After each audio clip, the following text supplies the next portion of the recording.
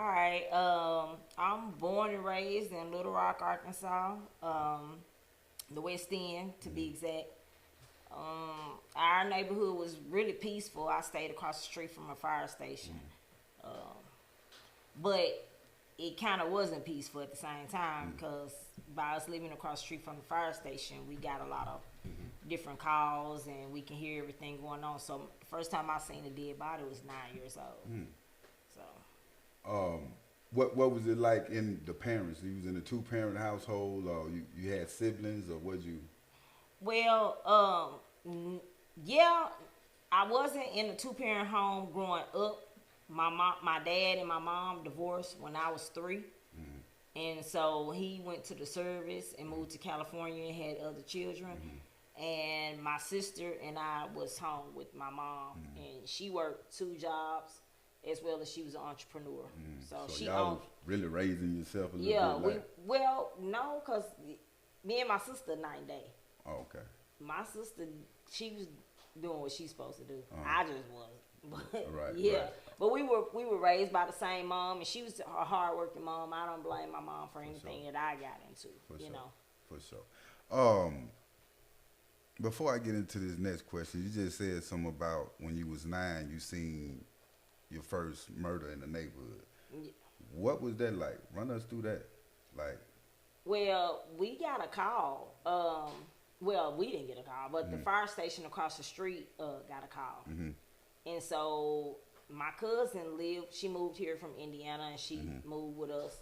And at that time, all of my cousins was here, so it was maybe like 10 of us. And every time we got a call in the neighborhood, we would run around. If it was close, we would run to that call. And this particular day, when we ran to the call, we got around the corner and it was a block away. We stayed on 22nd, so it was on 23rd. And when we got down the street, it was a guy laying on the porch, and he was deceased, and blood was just running all off the sides of the porch and everything. He had been beaten with a pistol. And the father had witnessed a domestic violent incident with his daughter and her boyfriend, and he was tired of it. That's what he was screaming when he got in the police car. And I never forget those words. for sure. Do you think that had an effect on you getting into the streets, like mental health or anything, with seeing that at 9, or it's No, like it because was I kind of got desensitized to it living across At the street from 9? the fire station. Yes. okay? Because we went to every call. We were kids that just back then, you can go. It's not like now. It was back then. You ride your bikes, you walk on feet. You can be out all Right. times. And you were good. So we went to everything. So Right. I saw a lot of things going on in the neighborhood. Coming up. Right, right. What do you feel? Because I've been keeping up with you for a minute. Like, and when it come to our young black women, I seen you. When it come to nail tech, I ain't too fond of that. But when it come to showing entrepreneurship to our young black, how much is that important to you? Because I see you continue to try to get that message out. Yeah, and it's very important to me because I became a felon at 18 when my boyfriend got murdered in my house, and the felony charge actually wasn't even my felony charge. I didn't even have anything to do with it, know anything about it. I was at work, but he got my car washed with some counterfeit money, and I refused to tell on him, but.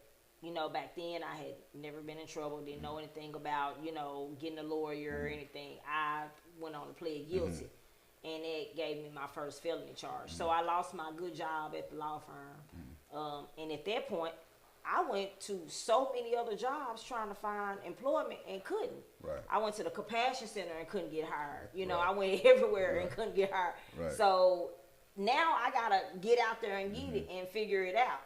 And so that's what I did.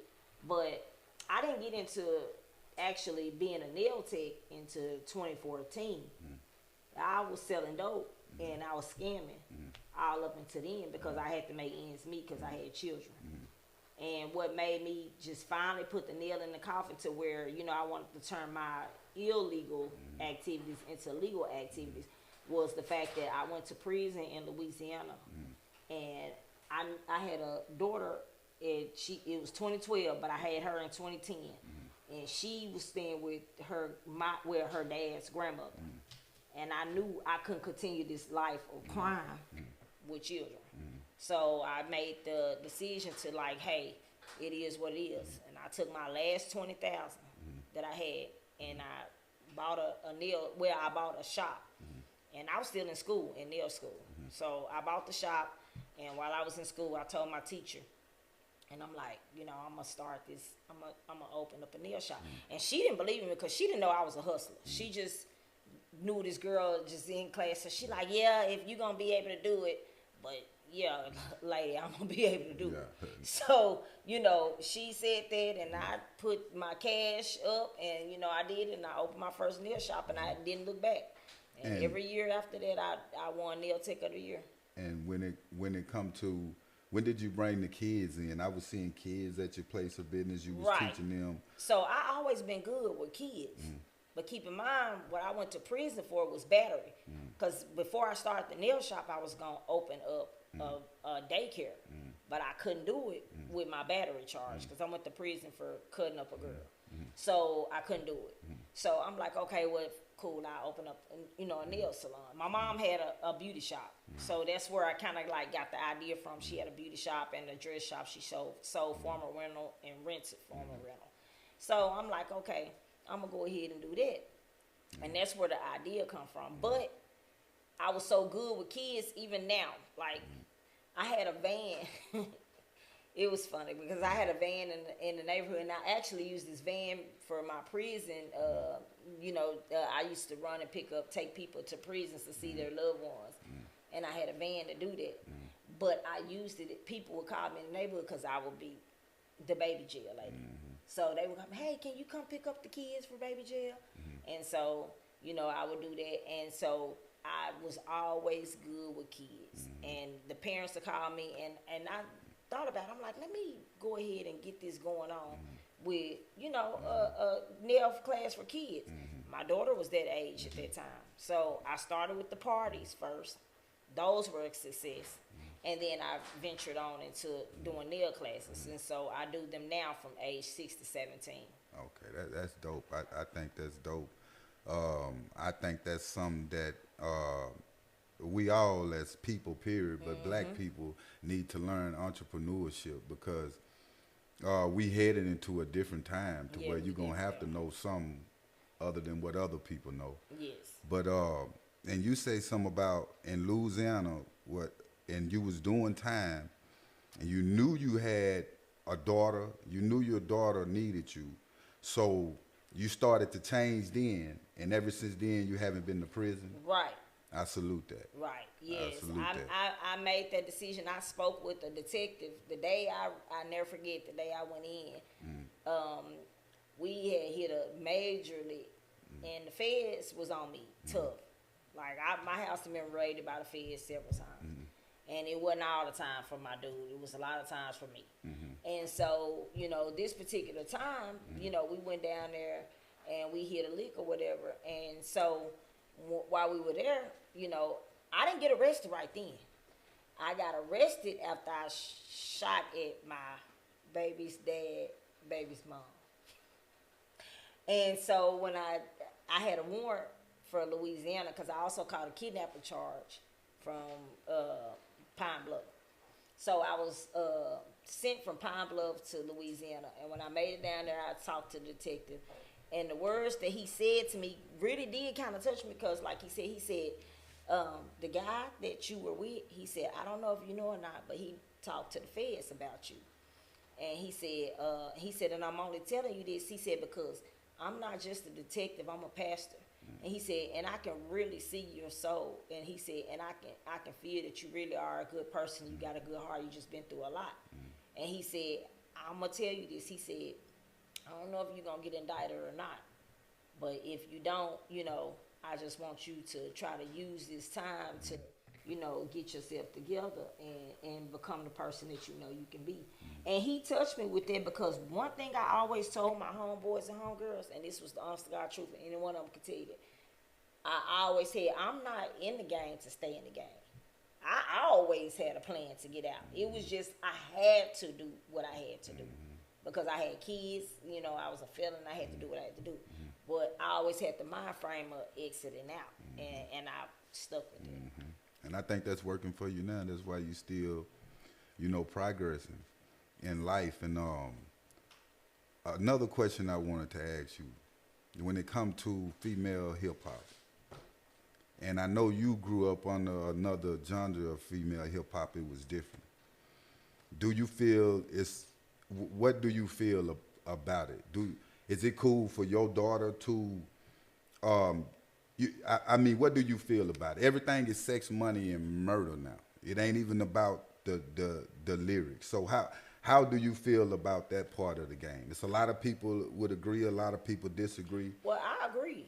Because I mean, it's still reality. It's still the same thing. I mean, it's still sex, money, and murder. I mean, it's the truth, you know. And music is music, and I love music. So good music, I listen to it. If it's trash, it's trash. No matter when it was in time, you know. And my daughter, she listened to what I listen to, which I listen to hip hop now to this day. I don't really listen to old school, and I'm 45. I don't really listen to old school. Now I listen to R&B, but it got to be R&B talking about some real shit. You know what I'm saying? I don't want to hear the Hollywood. I don't want to hear Hollywood rappers, honestly. I need to hear raw and real because that's the lifestyle that I grew up under, you know, and that's what I understand. So that's just what I want to listen to. Now with what we seeing with the rappers in the game, you know, the killings with the 5-year-old girl just getting killed, and I know, you know, street niggas like I know, and when they in the car bumping it, whether they getting high, drinking or whatever, they really soaking that shit up. And they use it as motivation for drive-bys, what we used to do. So you don't see, at 45, you don't see nothing wrong with the music. You don't think I it's definitely see a lot wrong with the music. But I'm also speak on this tone. And I don't know what went on with that specific situation, but I do know that I was even accused of being in the car when a child got murdered. And I wouldn't dare. I wouldn't dare ride with none of these young guys. Like, that's not me. But, you know, by my name being my name, I was accused of it. So, you know, I kind of like it, but I will say this, the guys that supposedly, you know, did it, allegedly, did it, that are locked up for it, from my understanding, they didn't even know that it was any kids in the car because it was a shootout the night before with that same car with only guys. And then I guess they gave the car back to whoever they gave it back to, and then they saw it the next day. I wasn't there, but I was accused of being there. Why, I don't know, because I'm 45. I don't ride with kids. I'm grown. You see what I'm saying? But at the same time, I see a lot wrong with music. You don't see me promoting it. Like, back in the day, I probably would have, but you never see me say, you know, if somebody dead people or, you know, this, that, and the third. Like, I don't agree with none of it. I don't, you know, I feel like, you know, I can see both sides because I can see the parent side that's supporting their child, and I can also see the parent side that's supporting their kid that's on trial. So I don't side with any of that. That's what's up. What age did you get put down with Monroe? What age did you get put down with Pyru? Well, really, actually, I'm gonna say I really jumped. I'm gonna tell you how I jumped off the porch. Like, and this kind of crazy story. I really jumped off the porch, you know, with my homeboy was selling dope on our porch. I come outside and he just sitting on the porch selling dope. Rest in peace, Fard. You know what I'm saying? But he was sitting on, and I'm like, what, you know, hey, you need to move around. And he like, no, you need to go back in the house. And I'm like, no, you on my porch. You know what I'm saying? Like, but he didn't care anything about that. But anyway, that was the first day, you know, we really kind of like just really chopped it up and met. And so once we did that, you know, we all from the neighborhood. And so we just started hanging out. And I had been knowing him and a few others because we all stayed like right in that vicinity. And so we were just hanging, and you know, before it was any of that. It was the Raiders. It was everybody around that area just played football and kicked it and did everything until everybody started picking sides. So that's how everything really went on. And you know, of course, I chose the side of my homeboys, even though my cousins and my kids' father, they're vice lords. But vice lords back then was in our hood too. And so we all just used to kind of like, but they hated each other. Like, I don't know what they had going on, but they hated each other. Yeah. But, you know, as they, you know, everybody got older, I mean, you know, it is what it is. You know, everybody from where they from. And so that's how it was. All the females, you know, we just all used to hang out. All the dudes used to hang out, and you know, that's what it was. And for sure. What year was it? If I ain't mistaken, you had a situation to where you got shot in the face, and it was terrible. When I seen photos of that, I'm like, man, that's a testimony. Yeah. Can you run these young YGs, you know, female or male, down through there when it come to that situation? Because I don't know the full situation, right, but I know it wasn't your situation. Right. So could you explain how that went down, and, you know, how did you survive in that today still? Okay, so I'm gonna be honest on this podcast, you know what I'm saying? Cause I'm just, you know, I got my own thing going on, so I'm gonna keep it 100. So I'm from the hood, and everybody know that. So I'm not gonna just say it wasn't my situation. Okay. You know, even though it actually wasn't my situation, but I'm still affiliated. So that's still affiliation. You see what I'm saying? So that's where a lot of people got to understand where, yeah, it might not be your thing, but you can be affiliated and it cause something to happen to you just by your affiliation. So we're going to start there. So, okay, this particular day, now keep in mind, by this point, I'm no longer just really in the hood, just active like I was from back in the day. So I'm in beauty school. I got my beauty shop started. I'm washing my towels, my beauty shop towels, at the laundromat. But my car was in the shop because my son had wrecked my car. So my car was in the shop. So, you know, I love my homeboys to death, you know, to this day. So if something go on, I'm going to call them. If I need a ride, if I need to borrow some money, if I need anything, I'm going to call my guys. Right. So I'm like, hey, can you run me up to the, you know, the fun wash to go get my clothes? And so they like, yeah. So one of my guys pull up, he picked me up, we run up to the fun wash. Well, excuse me, while we at the fun wash, I got photos, and it's so crazy because 30 minutes before I'm looking at the photos, I'm in the mirror, I'm just smiling, cheese, and it's a good day. It's warm, it's nice outside.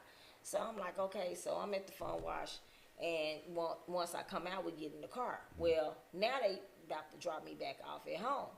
As we on our way back, we got to exit on Fair Park because it's a wreck going on the freeway. Where Fair Park is going to lead us to 12th Street. So everybody is exiting off Fair Park to 12th Street. And we head on down 12th Street.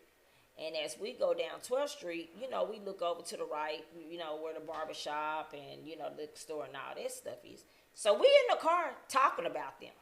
But we in the car, we not saying anything bad. We just like, you know, like, damn, look at these niggas, you know, everybody out, you know what I'm saying? And so, you know, but evidently, they looking at us.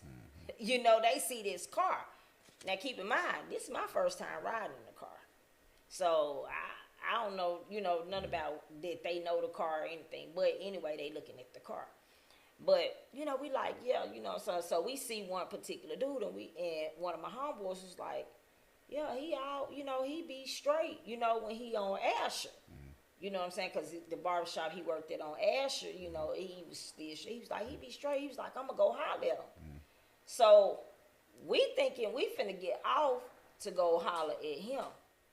But the whole time, you know, we get off, we pull up, and as they standing out, it's already been friction in the hood. True enough, it has. But this particular dude, he wasn't no problematic ass nigga. You know what I'm saying? He was kind of straight. So, you know, we pull off, and my homeboy holler at him. So as they talking, I'm seeing it, because keep in mind, I'm from the hood. I know, I can tell body language. I know what's going on. So I'm like, yeah, this ain't right. And so he looked like, you know, he clutching a little bit. So I'm like, hey, we need to go and pull out. Little buddy clutching, you know. And so my homeboy like, he doing, you know, what he doing? And I'm like, yeah, he ain't, you know. So this the dude that's driving, like, you know, what's up? So the one that's talking, he steady talking to him. But I'm hearing them now, they like, what's up, what's up, what's up? Okay, that we need to go, you know, at this point. So as I'm telling him, you know, hey, he clutching. I done seen another nigga walk towards him, and you know, hey, you know, he do whatever he do with him, and now I'm like, go. So as we go, we hear a shot, pow. But I'm looking at him, and I see who shot me, but I, you know, hey, I don't see. So I'm like, you know, the window blew up. And so now it's blood, and you know, but I didn't, at first I didn't think I was shot. I just thought that it was, my face got cut by the glass. And so I just bent down and I just started, you know, trying to wipe away the blood. But what made me know I was shot, I felt the burning sensation. And so my face was just like on fire. And I started feeling around my head, and as I started feeling around my head, I felt a lump. And that lump, the bullet was lodged in my head. So I'm like, go to the hospital. And my homeboy like, go get a strap. I'm like, nigga, you ain't got no strap. We up here fumbling, you know what I'm saying? This thing, and you ain't even got nothing, like, bro. So he like, so I ain't never seen nobody cuss as much as you cussed all the way to the hospital. But he got cussed out all the way to the hospital because we should have never even been up there. But anyway, we went to the hospital. I went in, I got treated. But the worst part of my injury, because the bullet is still lodged in my head now. The worst part of my injury was the glass, though. The glass blew up in my eye, and I still got bullet fragments in my face. And if you look close, like you can see this a little line on my face, and it droops a little bit over here. But it's bullet fragments and everything still in my face. And so after that, you know, we went back to the hospital. They did surgery. They did everything they needed to do. And, you know, I got released. And after that, you know, after I healed, I went on back to school and finished my nail license and graduated and continued on. And I ain't looked back. Yeah, that's a testimony. That's a blessing. A lot of people don't survive that. You know what I'm saying? And for you to be a female and done went through all what you have went through when it comes to prison, surviving shots and things like that, gang banging. And another thing I wanted to ask you about, the Street Mothers podcast. And the names stick out, the Street Mothers, because I know you got a son that's incarcerated now, I think.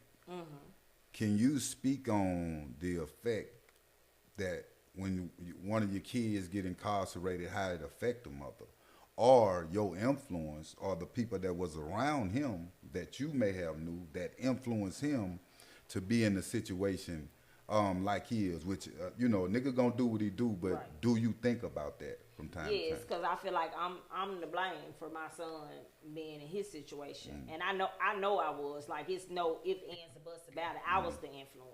His daddy got murdered when he was 6 and 7. So when I went to prison, that's who they moved with. And well, actually, my mom and my dad was going through something, so I stayed with them. So my daughter moved to Atlanta because I got a daughter too. That's my son's same age, but she's doing wonderful. My godmother, she was an attorney back then. She's still an attorney now. And my daughter, she's a social worker, graduated with her master's, everything. So she's doing A1.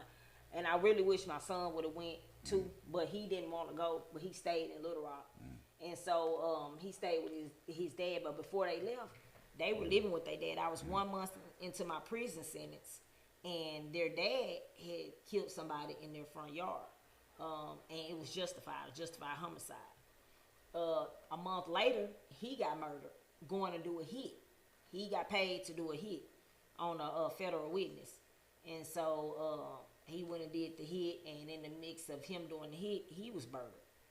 And so, you know, and that guy that he did the hit for was a big time drug dealer. Everybody know him around town. But to this day, my son and his nephew, they're banging their cousins. But they don't know each other like that. But I know my influence on my son, I put the first pistol in my son's hand, and I gave him his first dope pack. And I knew I was in and out, but that's all I knew. Like now, I wouldn't dare. Like my daughter is growing up totally different from my son. She might do her little, teenage thing, but baby, we going to hell or jail before I let you go down the same road I do. If you do, it's gonna be a fight behind it, and the fight gonna be with me. So, but my son, I gave him his first pistol at 12 years old. And I gave him his first dope pack because all my niggas had the dope. You know what I'm saying? Like, my ex-husband got indicted with the cartel. He doing 20 right now. He's still indicted with the cartel. And I was there for that, But I was always around dope, so I gave him that. And I showed him, I'm like, look, your mama in and out of jail. You got to know how to protect yourself, and you got to know how to get some money. And so that's what I showed him. And from there, keep in mind, he a hood baby. He grew up in the hood from day one. Like a lot of these little young boys gravitate to our hood. He actually was born and raised in the hood. So my homeboys is like his daddy. One of my homeboys, they continuously think that that's my kids, that's my son's daddy. And it's not, because he called him Pops. No, that's strictly my homeboy. But that's, he helped raise him, and to this day, they look out for him if he needs something. I'm at home. I go to work every day. He called him if he needs something. So. Yeah, that's deep for you to put the first pack in his hand and the first gun like that. Do it affect you? Like, is it normal? Like, that happened then or did? No, I cry all the time. And I tell my son sorry all the time because, like I told him, I showed you the illegal way and I want to show you the legal way. Right. And I constantly drill in his head, like, it's a better life, it's a better way. And it's 1,000 ways to make money. And one thing about me, I have always knew how to make some money. And the detective told my aunt, back in the day, when I got charged, I'll never forget. I lived in John Bear and I was like 22. I got charged with engaging in a continual enterprise. And the detective told me, he said, your niece, he said, she's so smart. If she put her mind to some legal things, he said, she will go far. He said, she is smart. He said, we've been after her for 3 years and ain't been able to get her at all. She won't fool with nobody we trying to fool with. She won't do. He said, she is so smart. And he was right. When I started putting my mind to legal things, I know a million ways to make money. Now, do I got the money to just jump off into them and make them? No, because one thing about our community, and we don't have the advantage that a lot of people have, and I'm just going to speak facts, a lot of white people have. We don't have that opportunity that they have. So we have to grind to get it. So that's why I work at a actual company now. Because I'm working paycheck to paycheck to make things happen. You see what I'm saying? And so that's what it is. But I talk to my son all the time. I just talked to him earlier today, and he say he gonna be on the right track, but he just got indicted by the feds, and so he's in state. But once he get out the state, now he's gonna have to go to the feds. Yeah, well, hopefully homie come out and do it different this time because. Like me and Brother Muhammad was talking about, that prison helped a nigga. I just seen Judge Humphrey, who sent me to prison. And I seen him, my ex-husband, well, my husband, because we still married, but we're not together, but my ex-husband, his daughter's mom. So I was real close to my stepdaughter. And her mom. Like, we was like this. Like, we raised them girls together. That was my home girl. Like, we started out banging, but we ended up friends. And so we raised our daughters like this. And, Judge Humphrey preached their funeral because they just passed in a car wreck. Both of them got killed the same day. And my nephew, he moved in with me, so I'm taking care of him. But Judge Humphrey, I pulled up to Judge Humphrey and I pulled him to the side. I said, Judge Humphrey, thank you. And he was like, thank you? What are you thanking me for? And I'm like, for sending me to prison. And he was like, for sending you to prison? He said, I sent you to prison. And I'm like, yeah, you don't remember me? And then I was like, I cut that girl. He said, in the face. I cut this girl 11 times in the face. That's how I got sent to prison. How much time did they give you for that? 6 years. But see, I was fighting a gun charge at the same time because I had shot a gun. The police had me pulled over, and I tried to throw it out the window, and the gun went off. And they called every police in Little Rock, and it was like everybody. It was just crazy. But I went to jail for that. But I was fighting a gun charge. I took it to trial, and I got found guilty of the battery, and I beat the gun charge. And so I got 6 years. Well, I got 10. You know, some suspended, and then I ended up with 6 years. And so that's what I ended up going to prison for. You a chosen one. Anytime you got that many street stories that you done survived, I feel it's the Most High took you through it to do what you're doing now. And he gonna take you even further, you know what I'm saying? Because, and this is what I want to ask you. You got a boyfriend, a husband that was in the feds. You keep saying different things about different dudes you dealt with in the past, but I want to ask you about this one boyfriend, and that's the thing. Like, you have had boyfriends that have took heavy downfalls that a lot of females never experience, and you continue to push like you push, and I salute that. But if I'm not mistaken, you had a boyfriend die at your home at a point. It was in the yard or something. Could you explain what went down with that situation? Yeah, so I met him at Central. I was 15. And so I met him at school, and that was my school boyfriend. Like, you know, I was a virgin and everything, you know. So we were dating for years. And so he was in the 12th grade, I was in the 10th. And so we dated or whatever. And since I wasn't having sex, you know, he young. He gonna do his thing. He ended up meeting a girl, and they met, and they started doing their little thing, vibing or whatever, and they ended up having a kid. So I ended up dating. We broke up. So I ended up dating my oldest son, the one that's locked up, his dad. Well, in the mix of that, we broke up for a while. But after I had them, you know, it was always true love. So we ended up back together. And so once we got back together, you know, we stayed together, you know, we got back together, I think I was like 17, 18. And we ended up, you know, moving in together. And so once we moved in together, we, you know, was there. So this particular thing, our hoods was into it. Our neighborhood, because he's from the hood I'm from, was into it with another neighborhood in the West End. And, like, that was our arch rival. And so they were banging. But the guy that's charged with his murder, I used to talk to as well, you know, before that. So, you know, they were banging. Our neighborhoods was banging. Let me just not say they, but it was the neighborhoods were banging. And so, you know, the police, it was just like everybody, it was a lot of people that died that year. Well, this particular day, you know, I was at work or whatever, and he was waiting on one of our homegirls that, you know, she was in the hospital having a baby with our other homeboy. And so, you know, because everybody used to date. So they were at the hospital, but they were going to go to the hospital and see him. And so he was waiting on one of my homegirls to pick him up. And he was standing on the porch, and these particular guys had came down. We stayed off of Roosevelt, and they drove down Roosevelt, parked in the alley, jumped off the alley, ran the side of the house, came from the side of the house, and he was standing on the porch waiting on his ride. And so they ran up on him, and they, you know, shot him and killed him on the front porch. Well, you know, after that, by this time, it's time for me. It's like right at the time for me to get off work. So I pulled up. When I pulled up, the yard was blocked off. The corner was there. The news was there. Everybody was there. And so it was just that was actually I'm gonna be honest with you. My life took a downward turn from there. He actually was the reason how I caught my first felony. I wasn't a felon when I first started dating him.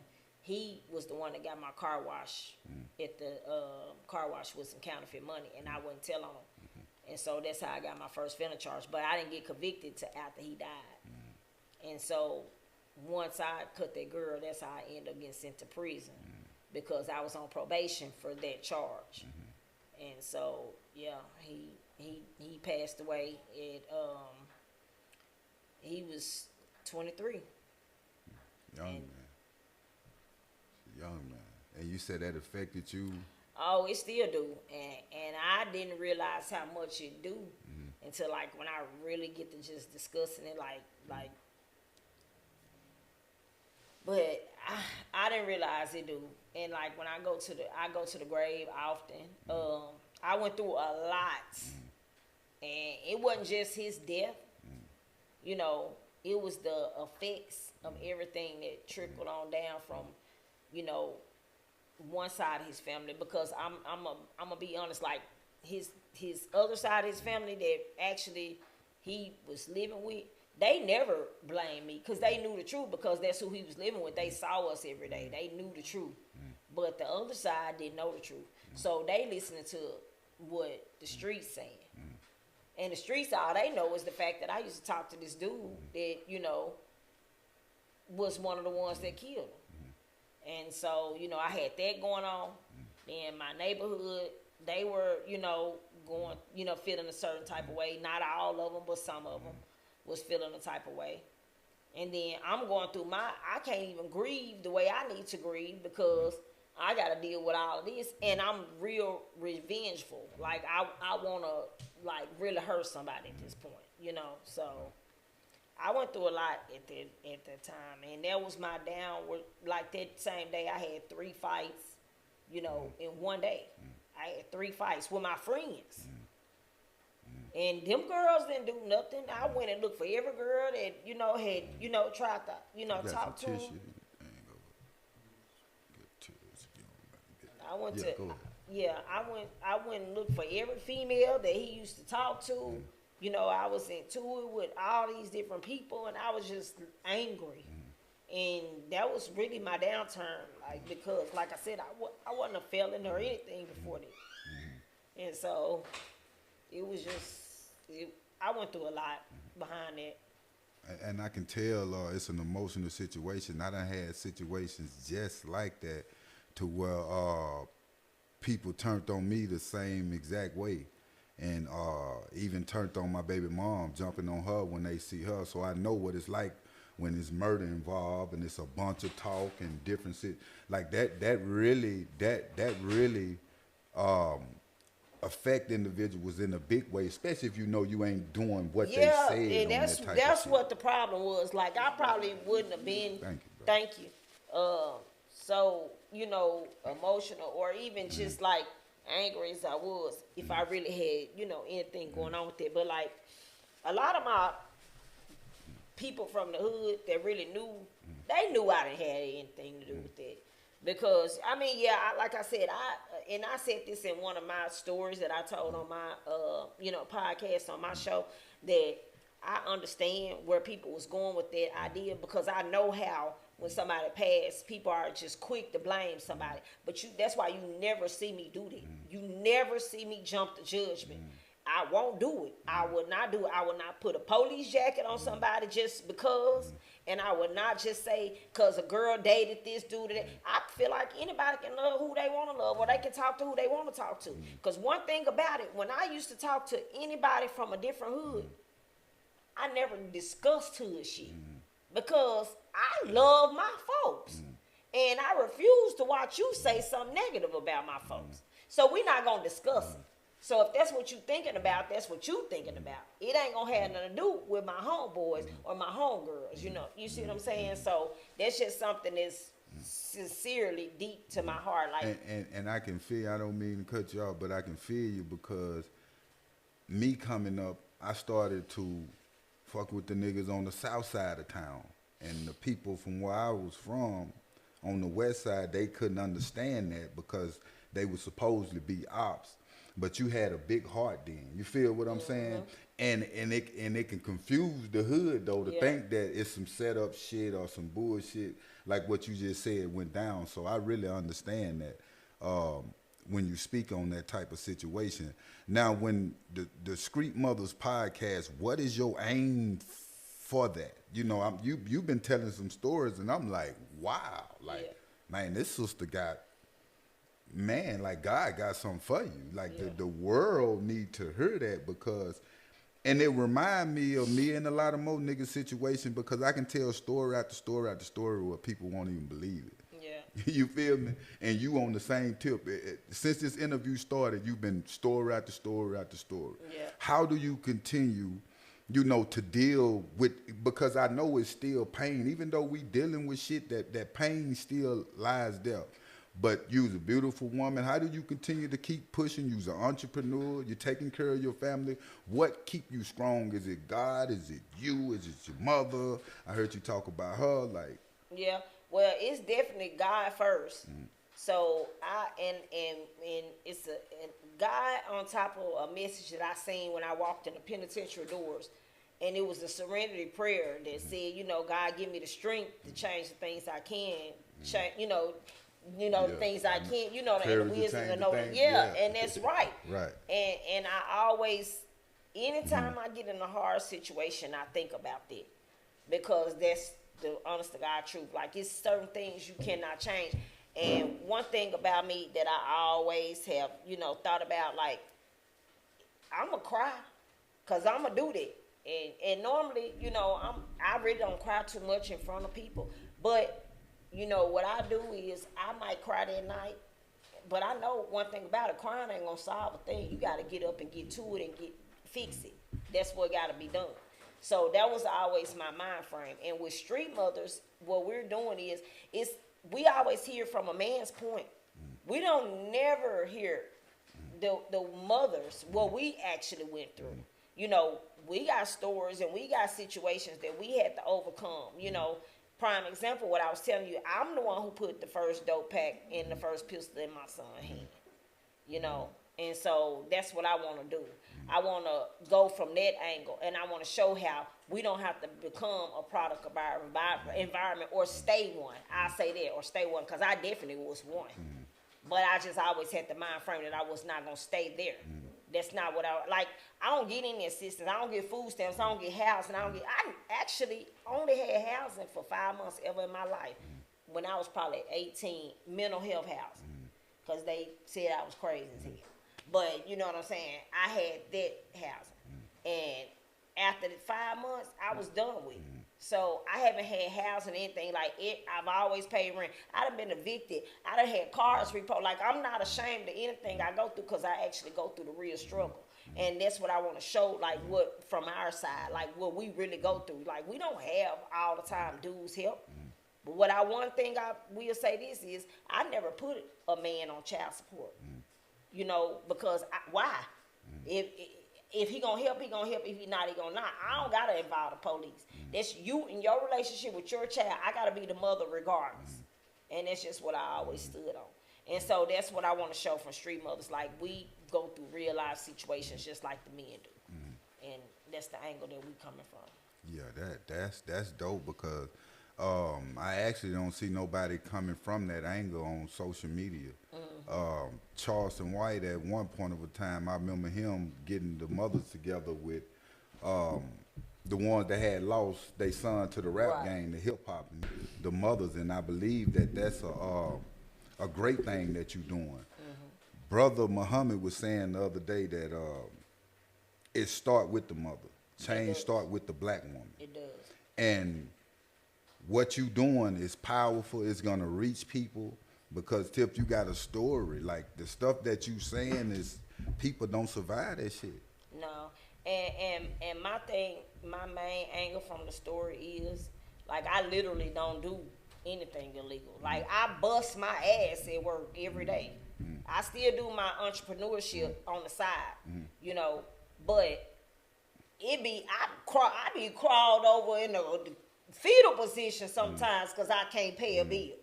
You know what I'm saying? Like, I'm giving it to you raw and real. Like, I went from making thousands of dollars to not being able to pay bills. I've never been like that. Everybody know me knows I get to the bag.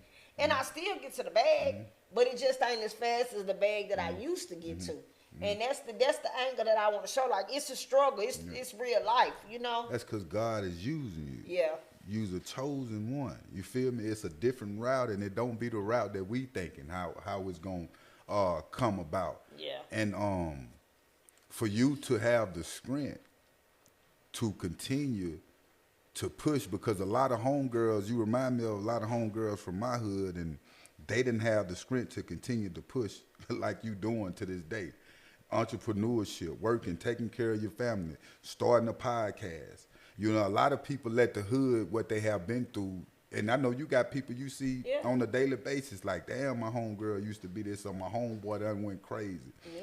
How do you feel about mental health in the world right now? Do you feel social media is influencing a lot of things, or how do you feel about social media? Play a big part in it, and the reason why I say that is because if you think about it, like even when we had a problem that we needed to solve with anybody, like say we wanted to fight or whatever, we didn't have social media and you get on there and argue all day. No, we gonna see each other when we see each other, but it's not as much tension now because you not seeing them until you see them. Social media plays a big part in it. And so, you know, that's why I try to teach my daughter, like, she do her fighting. Trust me, she fight. And I'm not one of those parents to act like my daughter is perfect, because she's not, you know, but I'm on her ass. You see what I'm saying? Like, you know, I know if I get a call from somebody, I'm one of those mothers that I'm going to try to call a parent and let's try to work this out. I'm not going to sit back and just be like, you know what, let them hash this out. No, I'm going to get active and I'm going to try to dead the situation, and we can squash it if we can. And that's why I really feel it starts with the parents as well. You know, if you care about what your kids into or what you don't, you know. So I feel like social media is one of the major parts in what's going on in society, as well as the music. You know, that's why you don't see me promoting all that. If this dead person, you don't see that. Speaking, you know, of your daughter, what's your daughter's name? Sky? Shout out to Sky, man, because I always see you with your daughter. Speaking of that, because I got an 18-year-old daughter, my other daughter 23. It's a difference with a man's love. I mean, a daughter, they need their father, but I think the mother hit different when it come to any child, because that's the womb that the child come from. When you see your daughter get into situations, and like you saying, you will call the other parent and try to work it out first, not just hear what she's saying and go off of that, because a lot of parents are doing that, and I feel like you enabling the child. You know what I'm saying? So how do you manage that? Like when it come to, I know I done live this type of life. I gotta let her live her life, but it is this. I am this mother. How do you manage that with her? How's the relationship be? Well, I set up a thing to where me and her talk every Sunday. We have our conversation. She tell me what she don't like that I done for the week. You know, how she felt about whatever attitude I had or whatever negative she feel like I did or whatever. She tell me exactly how she feel with no holds bars. You know, just go ahead and just give it to me. And I do the same. So that's one way we communicate. Two, we talk about a lot. Like, I don't feel like a parent should be your friend, but at the same time, your kids shouldn't be scared of you. Because that's how I got pregnant at 16. I was scared to tell my mama I was ready to try sex. You see what I'm saying? My daughter, she on the birth control shot, whether she having sex or not. Hey, we gonna get you started. So, you know, we have a relationship to where we talk and we discuss things, for one. And for two, like, you know, when a situation come up, when she into it, a lot of time, like my kids, I'm not going to even say my daughter, my kids are way different than me. And I thank God for that. Like every single one of them, even my son, the one that's always got something going on, the oldest one. You know, everybody have his name in somewhere. Whether it's some murder shit or it's some just scamming shit. His name involved. But he's calm. Like me, I used to just react and think about it when I'm sitting in prison or in jail. All my kids are calm. So that's the same way, you know, with my daughter. Like when a situation go on with her, you know, I still preach to her. Sometimes you gotta, people the battles that's not your battle, you can't make them your battle. Now I preach to that. I preach that to her often, you know, but that other than that, we good. It's just she just has to learn that. But she kind of a little laid back. She get in her stuff, but I get on. Like I said, somebody call me and be like, "Hey, Sky and them down here doing something." Who pulling up is me, cause what you in or what's going on. And I'm not pulling up, jumping out one of them up like I'm finna get into it with these. No, I need to see where my daughter at, because you'll get snatched up in front of these people if necessary. You know, but right is right, is wrong is wrong. So that's how I'm with that on there. Yeah, I feel you. That's great, man. We about to get up out of here in a minute, but a few more questions I want to ask you also. When it come to prison for a female, you say you went in Louisiana. And Arkansas. And Arkansas. Wow. Like, yeah.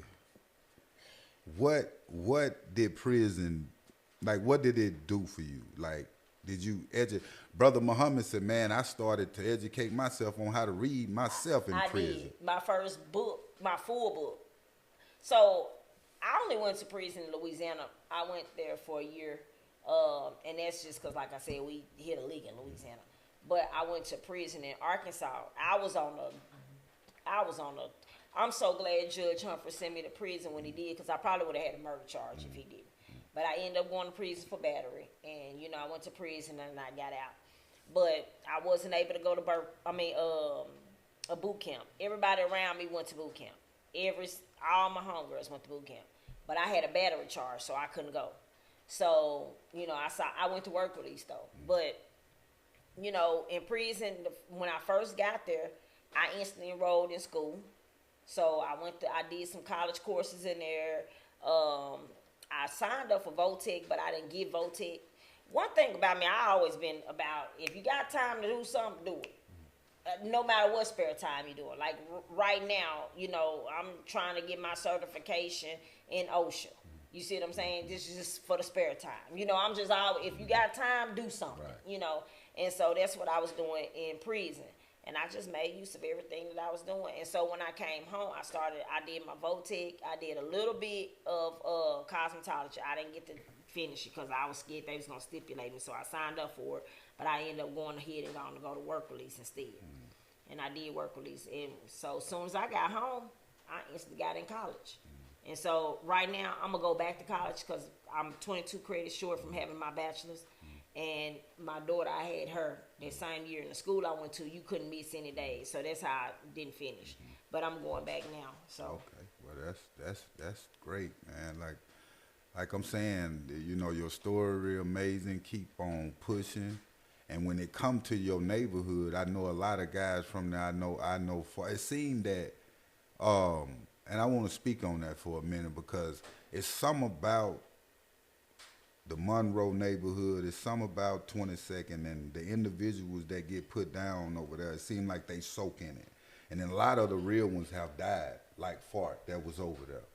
How do that make you feel coming up in the day's time up until now, seeing like, damn, we lost a lot of the real niggas to prison and death, you know, how do you feel it was a wasted time? Like, I don't take prison back, but a lot of street shit I did, I wish I can take back. Yeah, I wish I could take back a lot. And I know that, you know, if they were here, that, you know, they would. But I do feel like, you know, everybody has a time to go. Just like it wasn't my time to go. I blew up in the house. It wasn't my time to go. I was supposed to be dead then. The fire marshal said they was picking up dead bodies then. They thought they were. But when they got there, nobody was dead. So, you know, it's just, you know, when on one of my stories, I talk about when one of my homeboys was discussing killing me. But I went, and it's because I feel I'm a strong believer of when it's your time, it's your time. So no matter how, when, what, or why, you gonna go. And that's one of my mottos. And as far as all my homeboys is dead, my homeboys is here. I feel like, you know, one thing about our neighborhood, we always been the most hated in Little Rock. But why, I don't know, because we just hustlers. Like, everybody over there got a strong hustle, a strong, you know, mentality to get some money. Like, nobody's really problematic unless somebody brings some problems over there. You know, like, nobody is starting anything with anybody in town. It's just, we just always was to get money, you know, people in the town. You know, that's just what it was. And so, to this day, like, you know, I wish I love all my homeboys and homegirls to this day. I don't see them often because I don't really be out like that. You know, I be at home or at work or whatever, and I'm not, you know, in the mix. I don't go to the club. I don't do any of that. So, you know, but, you know, if something going on, I'm checking on my folks. You know, I'm trying to make sure they good. You know, if they need something or if I need something, you know, them still my brothers and still my sisters, I'm gonna call them. You know. For sure. Well, yeah, we about to get up out of here. If there's any last thing you can tell them how to follow you, it's any message you want to give to Little Rock, the youth, or the world. You know what I'm saying? You know, it's time if you. All right. So you can follow me on Facebook. My name is Tiffany Jackson on Facebook. Instagram, I'm Unforgettable Tiff, Emil rather. TikTok, Tiff Emil. And my podcast is dropping April the 10th, and it's called Street Mothers Podcast. It's going to be on YouTube and all the social sites. My first interview is going to be with Miss Lanisha Walker. And that's one that y'all can look forward to because she's just got a story just like I got a story. And so to the youth, I want to say this. I do all nail classes. And if I could do it for every one of y'all free, I would. But I have free classes coming up every few months. So y'all got to tap in with me and shoot me your email and your report card. And if your report card looking good, you go on the list to get a free class. So that's how I do it. And that's from age 6 to 17. And I also offer free classes for anybody with a GPA 3.5 and over for 6-month classes free for high school. So email me at tdavis@rsm@gmail.com. And if you can't reach me at that one, that's 2200. You should be able to reach me at that one. But if I don't respond to that one, it's 2200.tj@gmail.com. There you have it, man. We out. Till next time. Peace.